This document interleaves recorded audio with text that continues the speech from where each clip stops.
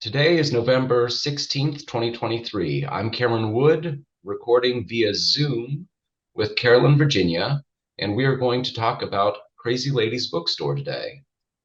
Carolyn, can you please say and spell your name for me?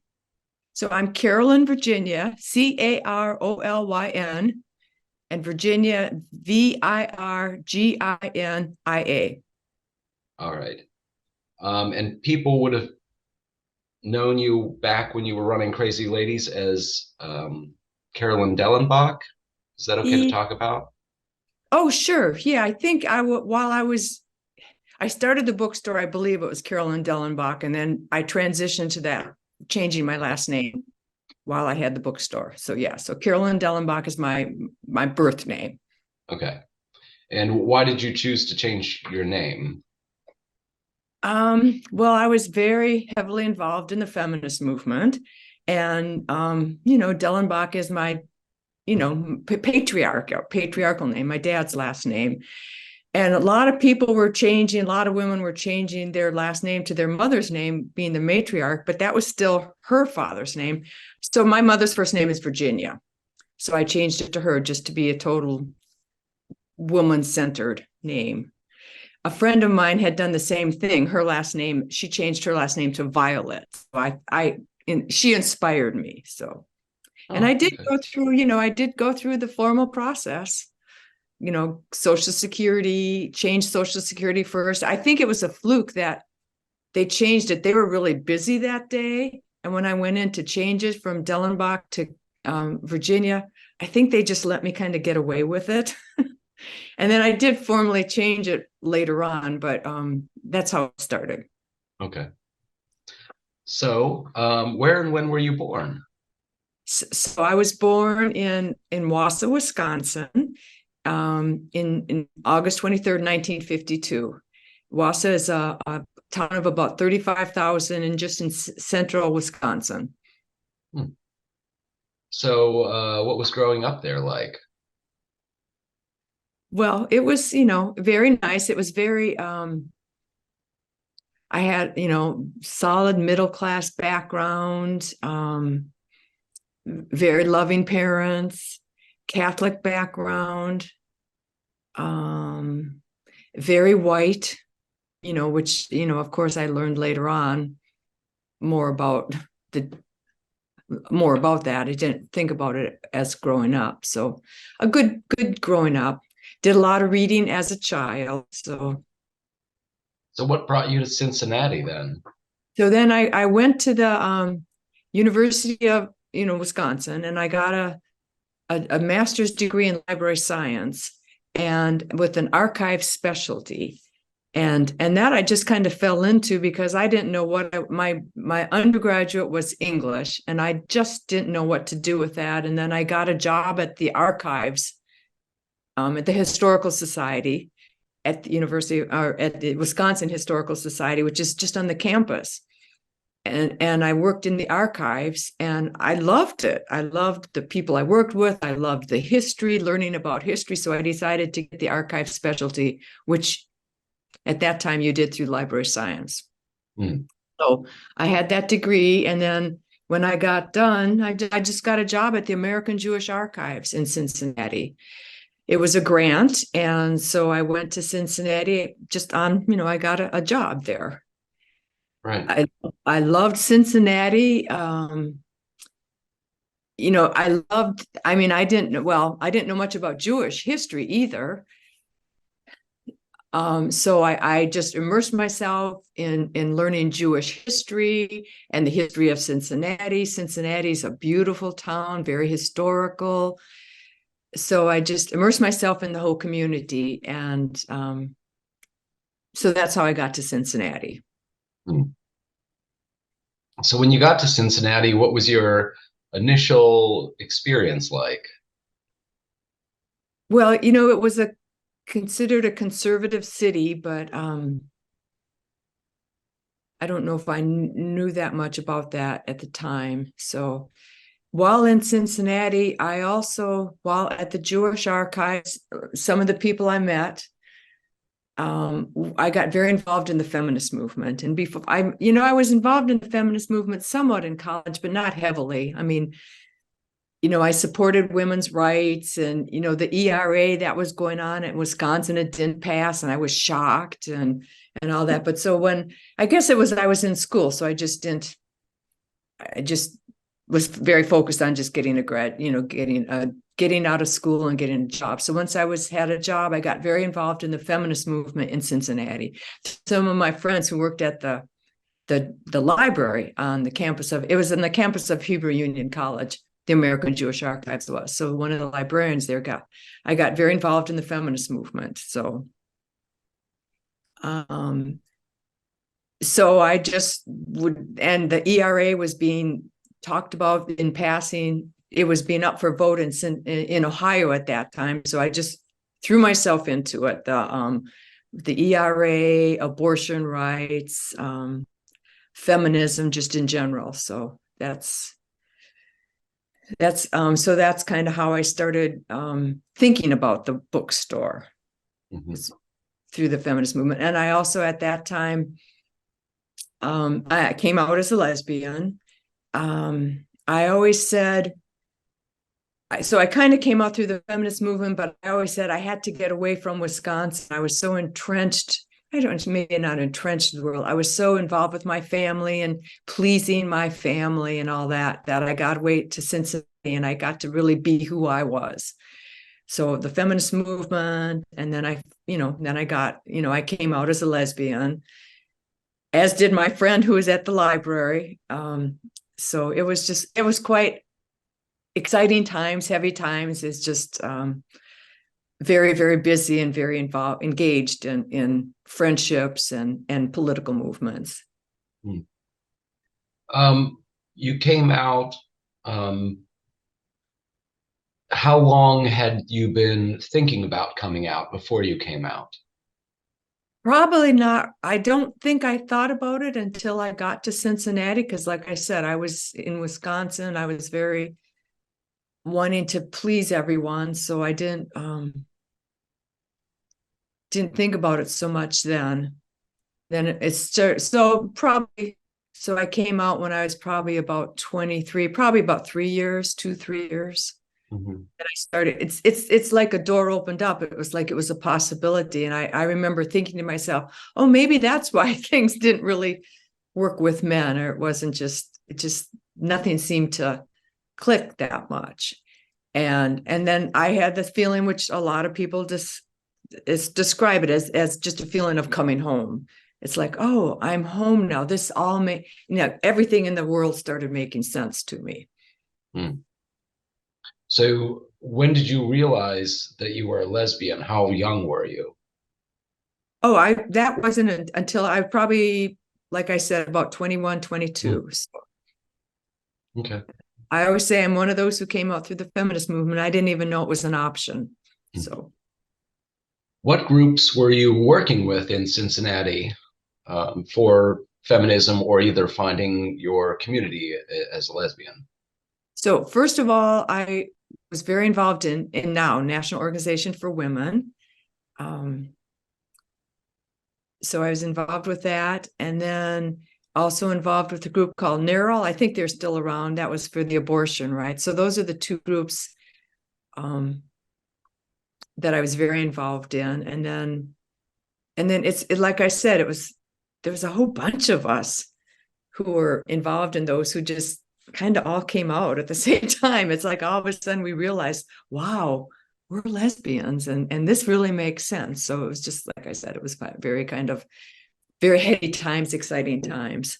So those are the two involved. And then and then there was a group in town called the Lesbian Activist Bureau. So then after I came out, I got involved with that group too. So what led you to open Crazy Ladies Bookstore? Well, as a feminist and a lesbian, whenever I would travel, at that time, there wasn't a lot of books about lesbians or feminism. And when there were, it wasn't easy to get them. A lot of bookstores didn't carry them. So it was kind of, or women's music, again, another part of that whole feminist lesbian movement culture. It was a culture. So whenever I would travel, I'd always go to women's bookstores. We still do have a women's bookstore in Madison, which I used to go to. We had one in Madison, and whenever I would travel, I'd go to the women's bookstores. And then I realized the women's bookstores, they carried books for women. They carried women's music, women's magazines, which were hard to get at, but they also were like a community center. You'd go there and you'd find out, where the lesbian bar was or where the coffee houses were. And there'd be the bulletin boards, which would tell you all the events going on. So it really, the bookstores at that time were a community center for women, for the feminist movement. So I just felt we needed one in Cincinnati. So that's how it started. Originally, there was a group of us who got together and said we were going to do it as a collective or cooperative or something. And then it just didn't work. It just, everybody had full-time jobs and all that. And then, so it didn't work. And at one time I was so disappointed. I remember waking up one day and I said, well, I'm going to do it. I'll do it on my own as a small business. I don't need a collective to do it. I can just do this. So that's how it started. It was a need in the Cincinnati community. It was something that was missing. Mm-hmm. So was it hard to start up the business at that time? Was it hard to find, suppliers? Was it hard to find a location? What kind of things? Was it a struggle or was it easy? It was fun. It was fun. I mean, I was young and I had that library background, so I wasn't afraid of books or anything like that. I was very lucky at the job I had at the American Jewish Archives. They allowed me to go part-time. So then I went part-time. So then I would work in the morning and then I'd have the afternoon off. And then I'd spend the afternoons getting ready for the bookstore. So there weren't, let me see, it was just so much fun.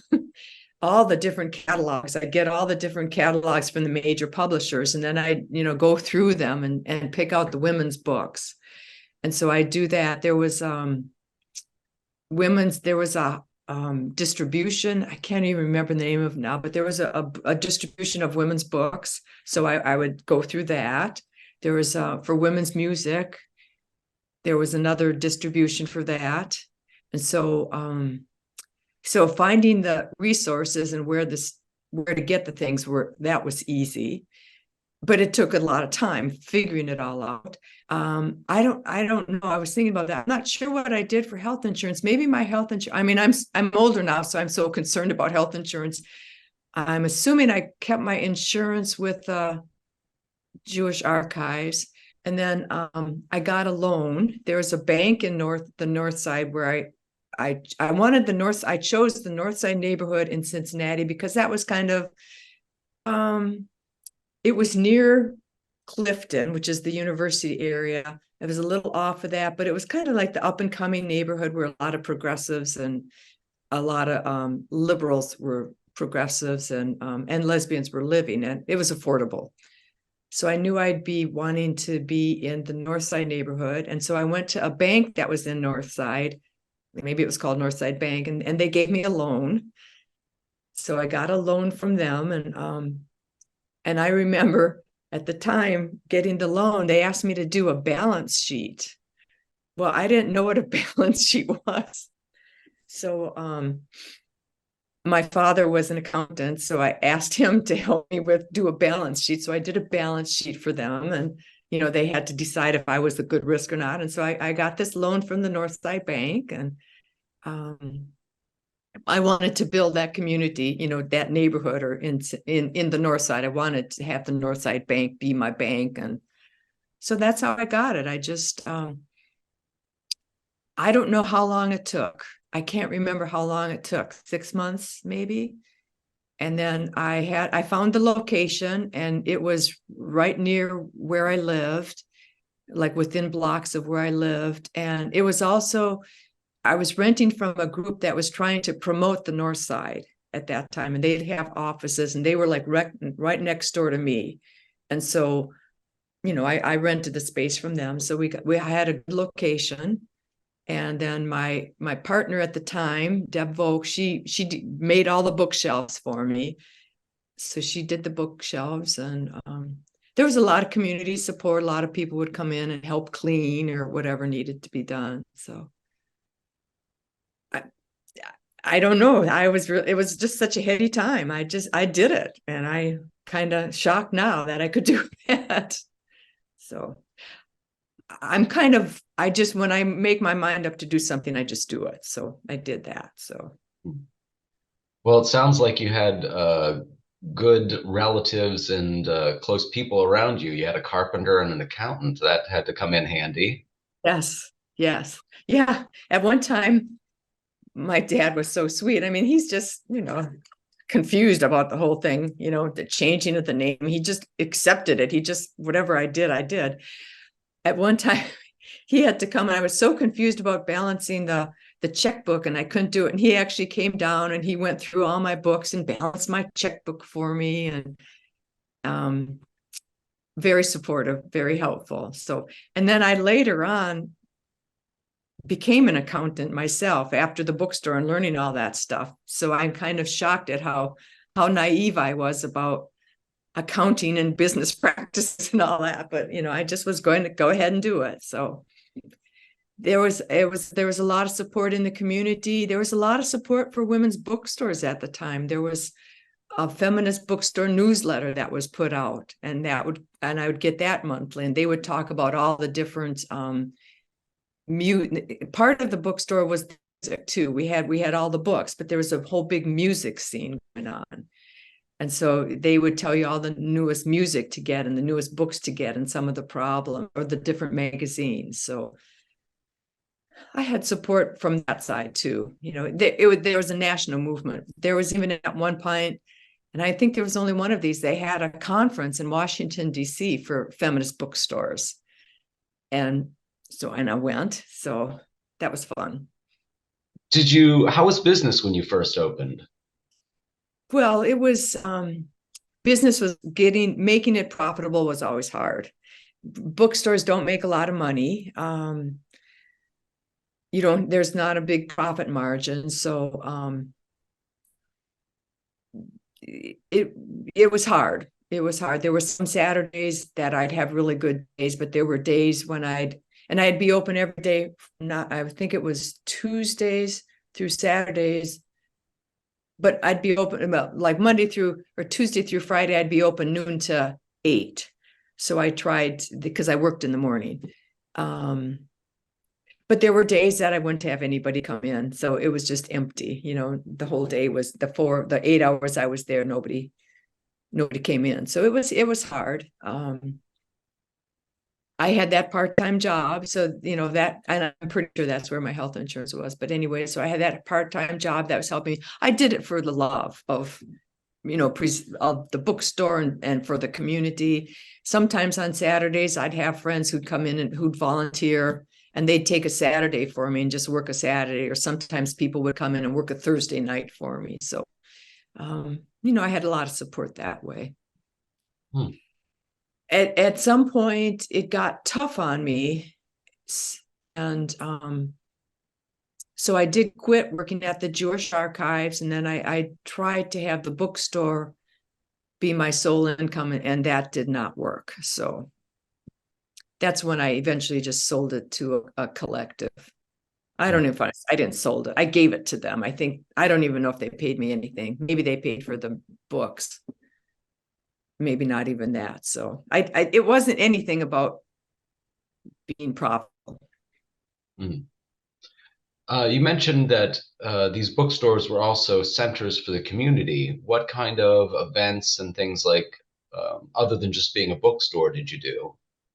Well, of course, we'd have readings, book clubs. We sponsored, and I say we just because there were so many around with me that we would kind of do this together. We would sponsor like consciousness raising groups, like I said, book readings, book clubs.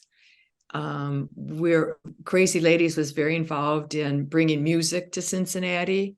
So like Holly Near and Alex Dawkins, who's some of the big people in the women's music scene back then. So we sponsor events. If I wouldn't totally sponsor it, we'd participate in that. So we did a lot of stuff with the music stuff, book stuff. I know we got involved in at the university with the that's when people really were starting to work on the anti-racism things, and so we would get in. We would attend seminars on that. A lot of times, if there was anything going on, I'd bring books, so I'd bring a table of books for people to see for purchasing. At one point, I went up to the Women's Music Festival up in Michigan. And I took my books up there, and I had just like a little mini table there. So I sold books that way. So it was really just about bringing books to the community, books and music to the community. These things were not available other places. So. When did you give the bookstore over to the collective? I was, so I started it, I can't even remember the year, 75, 76. So then I started, I was, I didn't know much about, as I said, accounting in the bookstore. So then I started taking accounting classes at the university, just to understand more of the finances. And then, and that's when I pretty much realized it just wasn't going to make it as so I couldn't do it it wouldn't support me. So I think it was after 3 or 4 years, that's when I realized a collective somebody else would have to run it. Somebody who didn't have it as their sole means of support. 3 years. And then I started getting part-time jobs as an accountant, bookkeeper and stuff like that. And then I would still help out with the bookstore, but I wasn't responsible for it. Who are the big names of the collective that really helped you keep things going, I guess? Well, it was just friends at that time. It wasn't a collective. So I had my best friend at the time was Penny Smith. She would be in, I think it was almost every Saturday. She would come in every Saturday. And then my girlfriend at the time was Margie Little. She would come in and help. Roommates, Bobby Wood. One of my best friends was Pat Van Skyke. So Phoebe was around, Phoebe Beiser. So Vic Ramstetter. The Lesbian Activist Bureau was Wendy Sequoia. So it was just, there was just a lot of people who were involved and very supportive. So part of the bookstore and my dream, of having it be a community center, it really was. There were people who would just stop by just to chat because we were open, noon to 8. And there were people who would just stop by, and sometimes they'd buy things. I always had like tea water on. I had a dog with me. I had a dog there all the time. And sometimes they would just stop by and chat and see what's going on and, pet the dog, just be around. So it was almost like a community center. So that part of it was great. I met a lot of good people and made a lot of good friends. Well, did you ever suffer any discrimination at the store? I don't think so. I'm just trying to think. I was worried about it. I mean, I remember always laughing that right across the street from me was a bar. And so and then in the nights, in the winter, I'd be open till 8, and there was just a big window, and there I was sitting at my counter, like counting my money or ordering books or whatever. And I know the people at the bar were aware of me, but no, they never said a thing. In fact, I always, after a while, I kind of felt like they they saw me as somebody who was hardworking and industrious, and that they didn't, I don't know if they were protective, but no, they weren't. I didn't have any discrimination that way. I thought I'd get some. I was expecting to, and I never did, which is shocking considering. Right. Yeah, it is. It is surprising. I mean, you were in a friendly neighborhood, but still, yeah.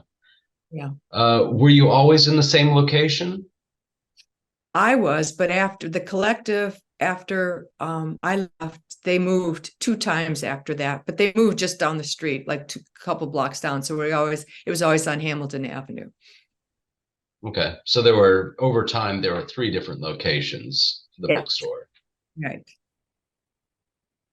Um, so thinking about Cincinnati, the broader Cincinnati history, um, what was the lesbian community in Cincinnati like when you were living there? I would say it was very vibrant. It was very white. We were trying to make inroads into the Black community, and that was difficult because of the whole systemic racism that we all have. But it was very vibrant. We had the Lesbian Activist Bureau, Wendy Sequoia, who her and her partner Sandy at the time, they ran that. There'd be coffee house every Thursday. There'd be coffees at their house. We had there was a woman called Teresa Dell who was a musician. So I think it was Sunday nights, she'd play at a wine cellar and people would go there. So it was a very vibrant community, very politically active. We had concerts going on all the time. So it was very, very vibrant community. And again, this is all just white women that I'm talking about. We didn't really interact much with the men. So I wasn't necessarily a separatist, but I was so happy just having a women's community. It was just so much fun. So, were there any bars that you frequented or that the community yeah, frequented? there was a bar up on the campus. I think it was called Nick's. But yeah, there was a lesbian bar up there that we'd all go to. And it was run by a guy, and he always said his wife was always happy that he had that bar because she knew this is the story he told, because she knew he wouldn't be getting involved with any of his patrons. So that's his story. But yes, there was a bar that we'd all go to up on campus. And so I, of course, was going to the bar and all that before I did Crazy Ladies. So that's, I kind of came out started going to the bar and met more people there. So, right. Mm-hmm. There's not lesbian bars around anymore either. So there's hardly lesbian bookstores or feminist bookstores. There's not many around, or lesbian bars. So we had a culture back then. Because of discrimination was a little bit more cohesive or insular back then. Do you miss that culture? Yeah, I was younger then, and so yes, you had a purpose, and yeah, I do miss it. When I moved here in Madison, I got involved with the church because then, kind of a long story, but I adopted a daughter, and then my partner and I wanted to have more of a spiritual background with her. So we went to a church. Anyways, our church used to have, they called it rainbow people. And so there'd be gatherings it was a very progressive church, and they supported the, gay marriage and all that. And so there used to be a group called the Rainbow People, and that we'd have potlucks regularly. And again, it was a way for us to kind of connect and everything. And straight people would come. It was really a progressive church. But after a while, it faded away. And then we realized we don't need the separate groups anymore because we're kind of welcome in the rest of the community. It's like you'd be in the lesbian community and you had these friends because you could be yourself there and nobody freaked out about it. And the general society, especially in Madison, Wisconsin, they just started accepting us. So we didn't have the need for the separate groups anymore. So yeah, I mean, it was like I said, it was very heady times, but do I miss that? Yeah. I mean, I the friends I made back then, but I think a lot of times that how it is. The friends you make when you're young and you're growing up are just, they're very dear to you. They're just, you experience something together. Right. So I miss that period of time. Right. You talked about being active in politics, nationwide and statewide. Were there any local politics that you became involved in? There was, I when I was going through some old records of mine, I was involved in things. There was something going on in the city at that time about wanting not discrimination against lesbians and gays. And I can see that I was involved in it, but I don't remember any of that. I mean, if you would have shown me, if you would have asked me, I would have said I wasn't, but I have the proof I was. So I was involved, but it was never to the extent I was with just the lesbian movement. I was all about having women be their potential, see their potential, and just yeah, the culture, the feminist culture. Um, Crazy Ladies, the collective, you had left it by this point, but they shut down in, was it 2012? Was it that late? I don't know. I think it was 2012. When was the last time you visited the bookstore? Well, I moved back to Wisconsin in the late 80s, sometime in the 1990s. I don't know. I'm sorry. I don't know. Oh, that's all Every right. time I just, it's about like an 8-9 hour drive from Madison. And I would come to visit occasionally because I had friends there. And I'd always visit the bookstore, but I wasn't part of the collective at all. So Is there anything else you'd like to say before we wrap up? I also wanted to say too, and this kind of flitted through my mind, when I was starting out, there was a bookstore in the campus area. New World Books was it called? He had the best maybe feminist collection. And so I knew when I was going to have my bookstore that he would probably lose some of that business. He was, again, one of those who was really supportive. He basically gave me all his books, his feminist books, at a discount.